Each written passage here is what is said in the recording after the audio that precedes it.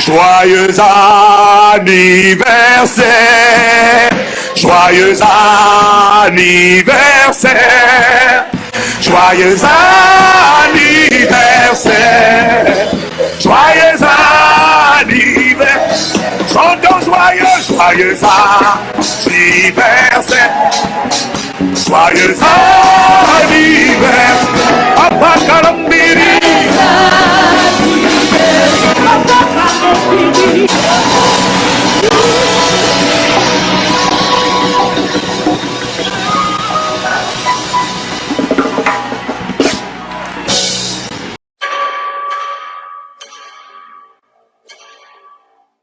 Bonjour frères et sœurs en Christ, j'espère que vous vous portez bien par la grâce de notre Seigneur Jésus-Christ et que Dieu vous bénisse abondamment, vous et votre famille. Dans cette vidéo, nous allons parler de la fête d'anniversaire.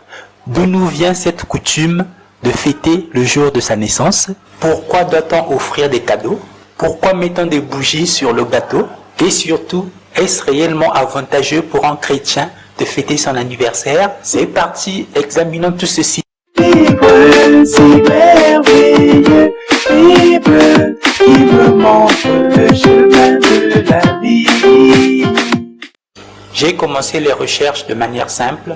Je suis allé sur Google et j'ai tapé anniversaire origine.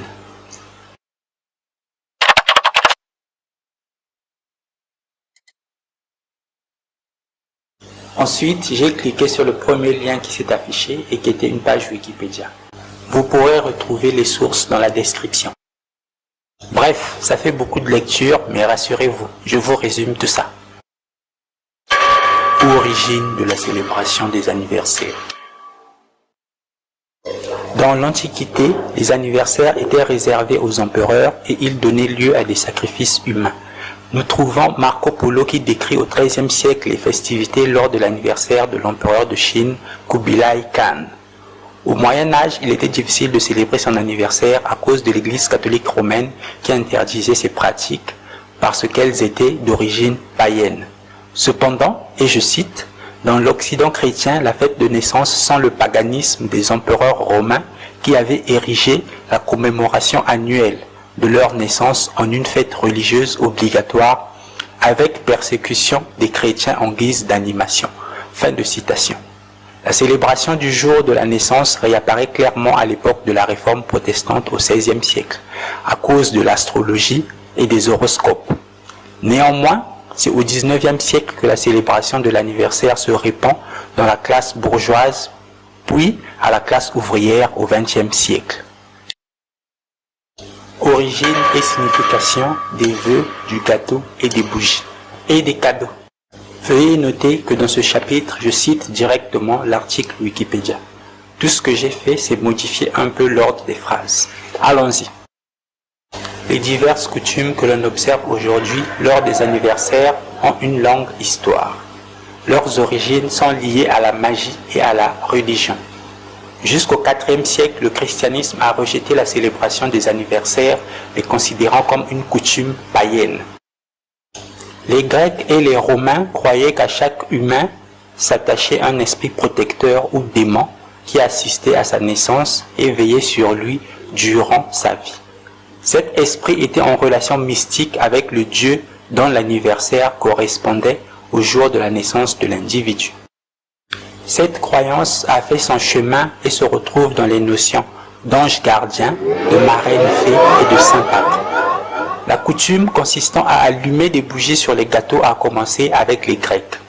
Les gâteaux de miel, ronds comme la lune et éclairés par des cierges, étaient déposés sur les autels du temple de la déesse Diane. La croyance populaire attribue aux bougies d'anniversaire le pouvoir magique d'exaucer les souhaits. Les cierges allumés et les feux sacrificiels ont toujours eu une signification mystique particulière depuis que l'homme a commencé à dresser des autels à ses dieux. Les bougies sont donc un hommage à l'enfant qui fête son anniversaire. Elles lui font honneur et lui portent chance. Les souhaits d'anniversaire et le vœu de bonheur font partie intégrante de la fête. Cette croyance prend ses racines dans la magie. Les souhaits d'anniversaire peuvent faire du bien ou du mal. parce que l'on est proche du monde des esprits à ce moment précis. Les pratiques en usage dans les temps anciens qui consistaient à adresser des félicitations, à fêter l'événement et à offrir des cadeaux étaient censées protéger des esprits mauvais celui qui célébrait son anniversaire. On assurait ainsi sa sécurité pour l'année à venir. Origine de la chanson Joyeux anniversaire. La mélodie de la chanson Joyeux anniversaire a été composée par deux sœurs américaines, Patty Hill et Mildred Hill, en 1893. Elles étaient toutes deux institutrices et avaient composé la chanson intitulée Good Morning to All pour leurs jeunes élèves. Les élèves aimaient tellement la chanson qu'ils se sont mis à la chanter lors des fêtes d'anniversaire. Ce sont donc les enfants qui ont modifié les paroles de la chanson de Good Morning to All à Joyeux anniversaire en y incluant le nom de la personne qui fêtait son anniversaire. Cependant, de nombreux historiens estiment qu'elles avaient simplement copié cette mélodie des chansons païennes de l'époque. Un chrétien doit-il fêter son anniversaire? Dans la Bible entière, on ne parle que de deux fêtes d'anniversaire, une dans l'Ancien Testament et une dans le Nouveau Testament. Dans l'Ancien Testament, nous pouvons lire en Genèse 40, versets 20 à 22, « Le troisième jour, jour de la naissance de Pharaon, il fit un festin à tous ses serviteurs, et il éleva la tête du chef des échansons et la tête du chef des panetiers au milieu de ses serviteurs. Il rétablit le chef des échansons dans sa charge des chansons pour qu'il mit la coupe dans la main de Pharaon.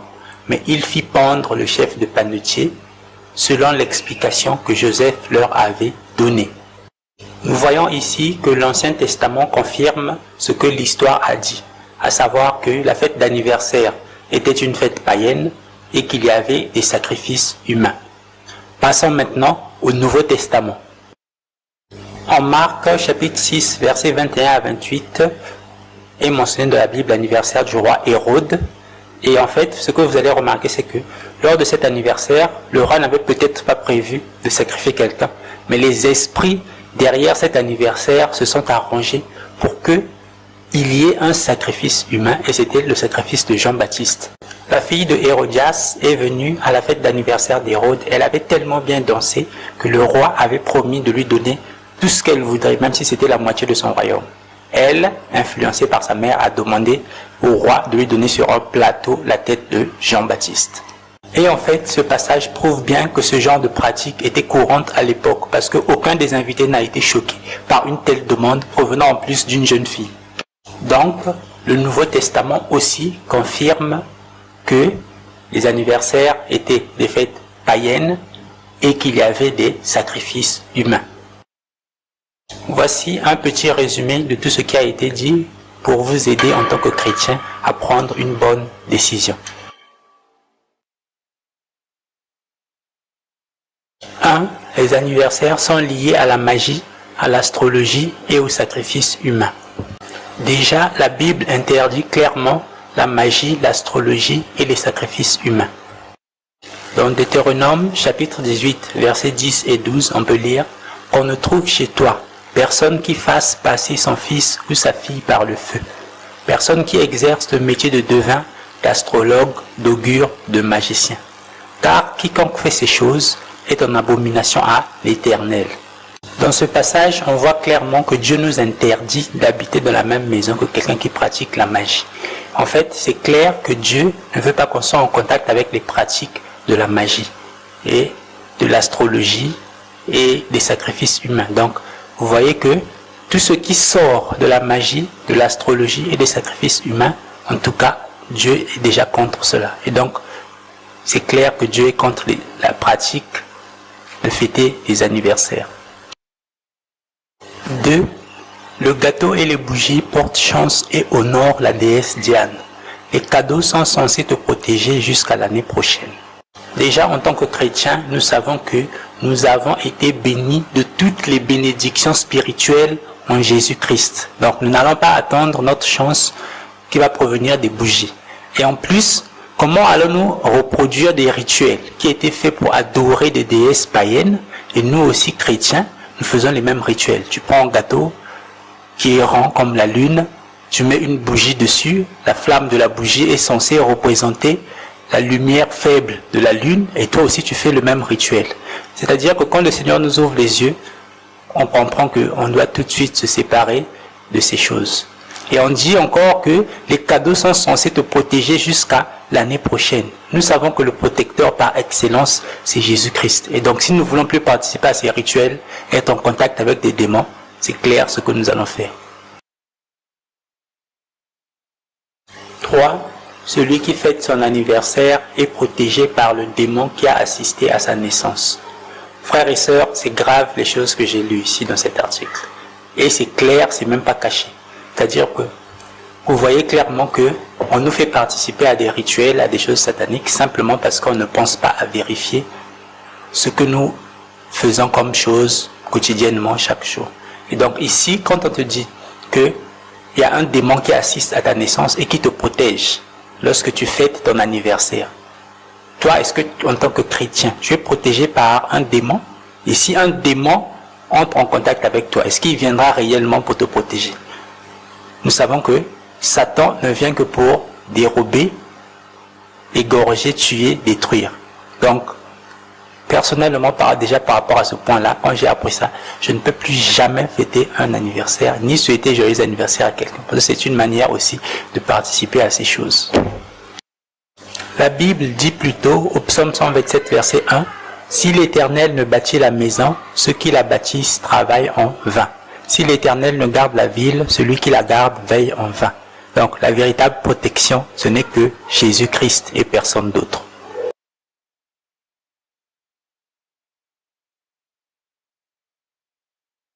4. Les souhaits d'anniversaire peuvent faire du bien ou du mal, parce qu'au moment de la fête d'anniversaire, on est plus proche du monde des esprits. » Frères et sœurs en Christ, en tout cas c'est ici qu'apparaît clairement que la fête d'anniversaire est une fête satanique, c'est-à-dire que c'est une recommandation de Satan. Parce que on ne peut pas m'expliquer comment un souhait d'anniversaire va te faire du mal, mais on te dit que le souhait d'anniversaire peut te faire du bien ou du mal. Pourquoi? Parce qu'au moment de la fête, tu es plus proche du monde des esprits.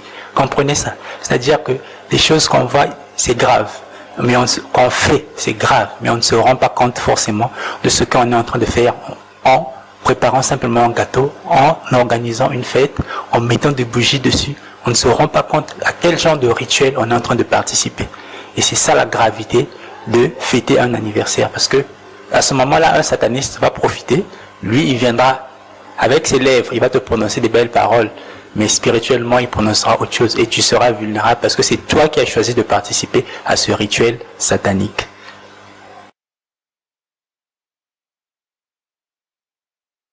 « 5. Pour animer leur fête d'anniversaire, les empereurs romains persécutaient les chrétiens. Et jusqu'au IVe siècle, les chrétiens ne fêtaient pas les anniversaires, les considérant comme une coutume païenne. Frères et sœurs en Christ, rendez-vous compte de la gravité de la situation. C'est-à-dire que ceux qui ont commencé avec les anniversaires avant toi, pour se réjouir, pour s'amuser, ils allaient persécuter les chrétiens. C'est-à-dire, toi aujourd'hui tu es chrétien, tu décides encore de fêter un anniversaire. Tu vois un peu à quoi tu es en train de participer. Parfois il y a un chrétien qui avait été tué ce jour-là, parce que c'était l'anniversaire d'un empereur romain. Et toi aujourd'hui, tu te décides encore, tu fêtes un anniversaire. C'est parce qu'on ne se rend pas compte en fait de ce que nous sommes en train de faire. Et deuxième point, on nous dit que les premiers chrétiens ne fêtaient pas les anniversaires parce que cette coutume était une coutume païenne. La Bible nous dit bien que Dieu ne change pas. Est-ce que entre-temps, Dieu est devenu païen pour que nous, chrétiens, on puisse maintenant participer à des rituels païens? Ou est-ce que cette coutume-là, Dieu a dit, bon, d'accord, c'était pour les païens, maintenant je fais ça passer, ça devient pour les chrétiens. Donc réfléchissons sérieusement sur ce que nous faisons lorsque nous fêtons les anniversaires. Ça a pour origine la magie, l'astrologie. Donc ça ne nous concerne pas. Et lorsqu'on se rend compte de ces choses, la première chose, en fait, ce qui vient à l'esprit, c'est que vous connaîtrez la vérité et la vérité vous affranchira.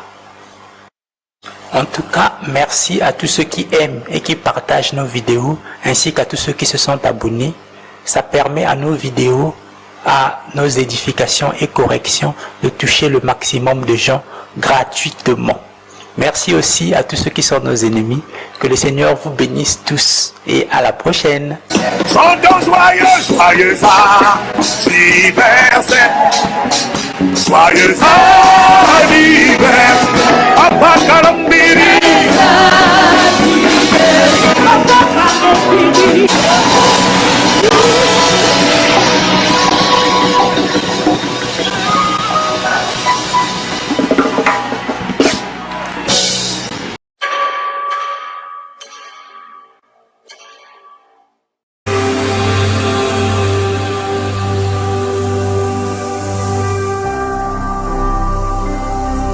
Jésus-Christ TV, vous connaîtrez la vérité et la vérité vous affranchira.